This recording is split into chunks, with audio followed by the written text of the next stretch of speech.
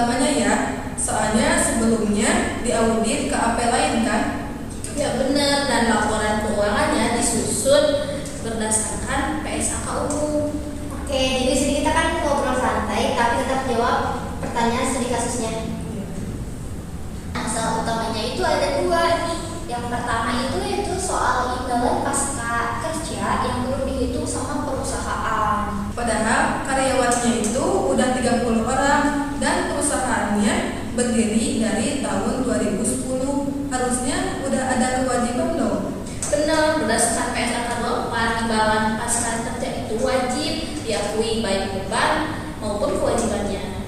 Nah, menurut estimasi auditor ini, beban imbalan pasca kerja tahun berjalan itu yaitu sebesar 100 juta rupiah dan kewajibannya itu sebesar 250 juta rupiah. Berarti pos apa saja sih yang kena dampak kesalahan ini? Yang jelas, beban imbalan pasca kerja di laporan laba rugi, mobilitas imbalan kerja di neraca, laba bersih jadi lebih besar dari yang sebenarnya, aktivitas juga jadi nggak akurat.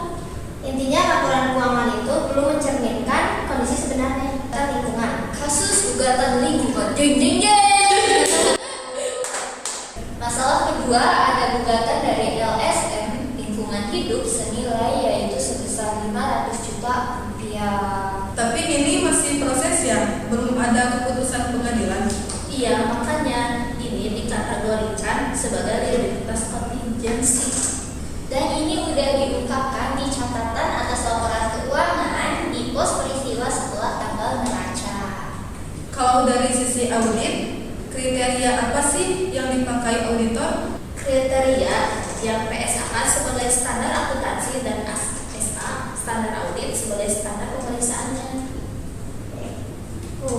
Jadi auditor itu mengecek keuangan, laporan keuangan untuk disajikan sesuai dengan PSAK atau belum. Nah, sekarang jadi opini auditnya gimana? Menurut aku, karena imbalan pasca kerja itu material dan belum dicatat, auditor nggak bisa kasih WPP. Setuju, tapi karena masalah gugatan udah diungkapkan, itu nggak jadi masalah utama. Jadi opini itu yang paling tepat adalah wajar dengan pengecualian. Dengan pengecualian pada imbalan pasca kerja dirangkum nih. Auditor bakal bilang kurang lebih baik. Kurang lebih begini. Laporan keuangan PT kami disajikan wajar dalam semua hal yang material kecuali untuk pengakuan dan pengukuran imbalan pasca kerja yang belum dicatat sesuai PSAK. Berarti bahasa gampangnya itu laporan keuangannya oke, tapi ada satu bagian penting yang belum beres ya.